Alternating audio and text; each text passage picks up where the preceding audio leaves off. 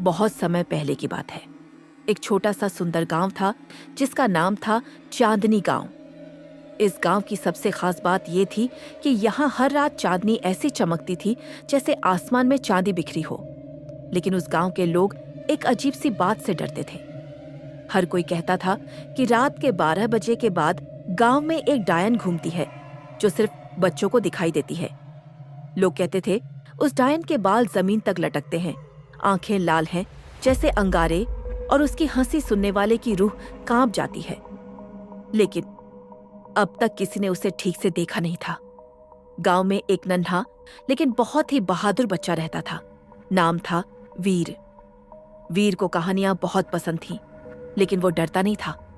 जब उसने डायन वाली कहानी सुनी तो उसने ठान लिया, मैं इस रहस्य को सुलझा कर रहूंगा। एक रात वीर चुपचाप घर से निकला। उसने जेब में टॉर्च, एक ताबीज और एक छोटा शीशा रखा। दादी ने कहा था डायन आईने से डरती है।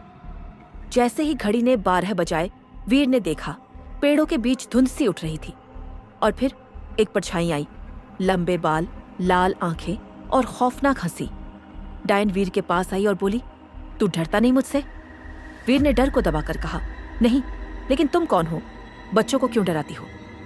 डायन चौंकी, फिर उसकी आवाज बदली। अब वो सख्त नहीं बल्कि उदास थी। डायन ने बताया कि वो असल में एक जादूगरनी थी जो 100 साल पहले इसी गांव में रहती थी। गांव वालों ने उसे गलत समझकर जंगल में भगा दिया और तब से वो बच्चों को डराकर सिर्फ उन्हें अपनी कहानी सुनाना चाहती थी। वीर ने कहा, तुम्हें डराने की नहीं, समझाने की जरूरत है। मैं तुम्हारी कहानी सबको सुनाऊंगा। अगले दिन वीर ने गांव में सबको डायन की असली कहानी बताई।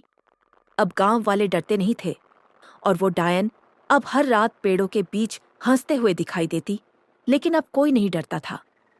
वीर गांव का हीरो बन गया और चांदनी गांव में अब रात भी उतनी ही प्यारी थी जितनी सुबह।